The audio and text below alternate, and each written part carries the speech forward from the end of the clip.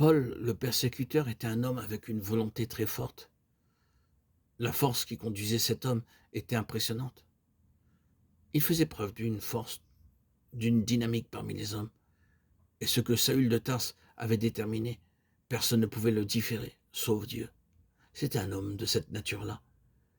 Mais que dit Paul de lui-même et qu'est-ce que Paul a dû apprendre tout au long de sa vie? Cette réalité, je ne peux rien faire de moi-même. Il est parvenu au stade, à la merveilleuse hauteur de la réalisation spirituelle où il a pu dire « Je ne me glorifierai même pas sinon de mes infirmités » 2 Corinthiens 12, 5. Je me glorifierai donc bien plus volontiers de mes faiblesses afin que la puissance de Christ repose sur moi 2 Corinthiens 12, 9. C'est parvenir très haut. C'était l'une des leçons de sa vie. Malgré toute la force de volonté qui le caractérisait et ses capacités intellectuelles, rien n'avait été accompli de cette manière et par ces moyens.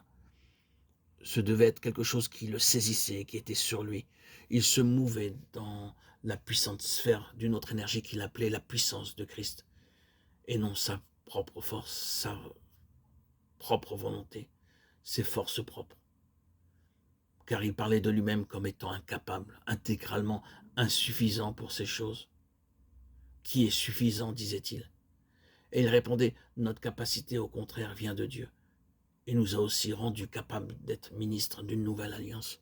2 Corinthiens 3, 5, 6. La réelle efficacité de la vie de cet homme n'est d'aucune manière négative, car elle venait du ciel. Ce n'était pas parce que Paul était un homme puissant, avec une forte volonté, qu'il pouvait aller de l'avant. Non, non, ce n'est pas le cas. Il soumettait tout à une seule chose qui résumait par cette expression, par la puissance qui agit en nous. Éphésiens 3, 20. Ici, c'est une autre énergie qui est responsable de tout. Il y avait certainement eu dans la vie de Paul, comme aussi sans aucun doute dans la vie du Seigneur Jésus, des moments où il n'avait pas pu aller de l'avant, des temps de lassitude, sous la sentence de mort. Mais combien de fois ce serviteur de Dieu s'est levé pour aller de l'avant, alors que c'était humainement impossible? L'énergie doit être l'énergie de Dieu, et non pas la force motrice de l'homme. Une fois de plus, l'impact de ses vies et de toutes ses activités, c'était l'impact du ciel, l'écho du ciel, l'écho du céleste. Nous faisons une erreur quand nous attribuons certaines choses au côté naturel des serviteurs de Dieu.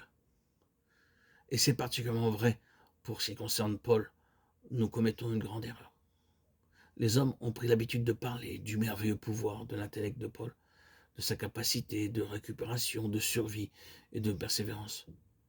Paul peut avoir eu un cerveau merveilleux, mais de ce merveilleux cerveau n'a pas jailli la révélation que nous avons obtenue par lui.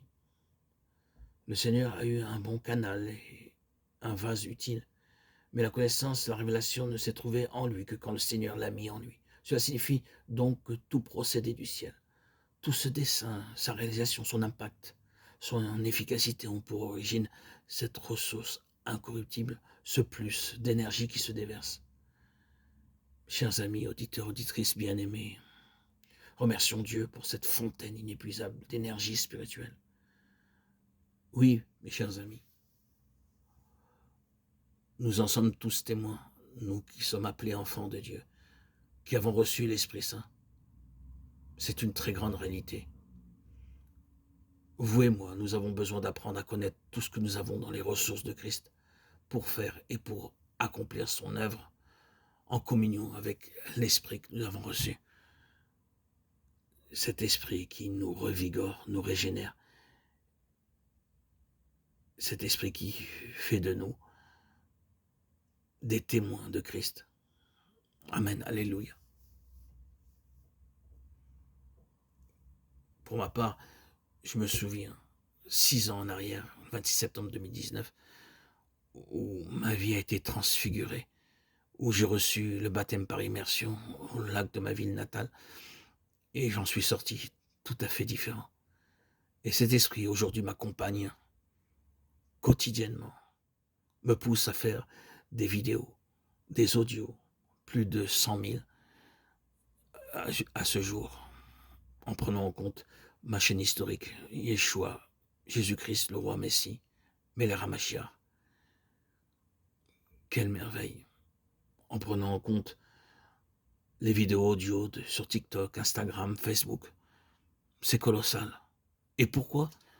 Je n'ai jamais été épuisé, ni fatigué, ni éprouvé par l'épuisement. Pourquoi? Pourquoi? L'Esprit Saint m'accompagne. Il m'a fait témoin et me donne l'énergie. Ce n'est pas mes propres forces, ce n'est pas ma volonté, ce n'est pas mon désir qui est toujours là, qui est là bien sûr, de témoigner, mais c'est les forces que l'Esprit me donne qui me poussent à faire autant d'audio, autant de vidéos pour annoncer la bonne nouvelle.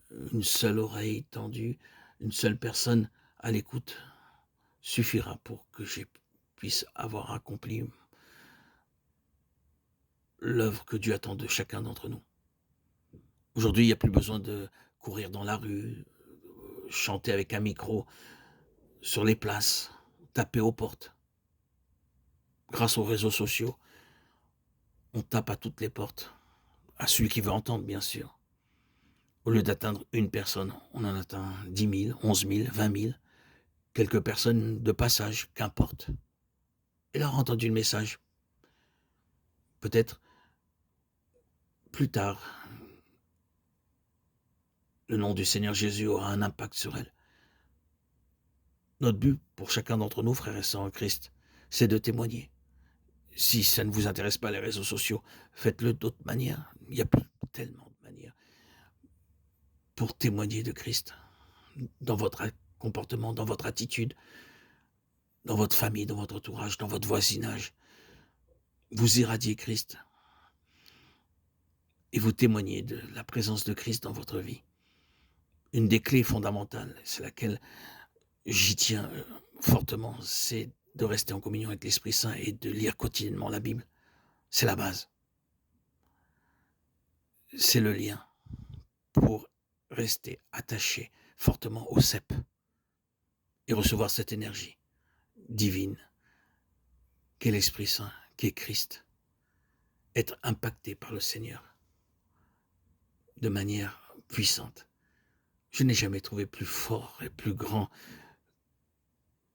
plus merveilleux que de vivre en présence de cet Esprit Saint qui nous donne une volonté forte et qui nous donne les forces nécessaires, qui met en évidence la présence de Christ en nous et qui témoigne parce que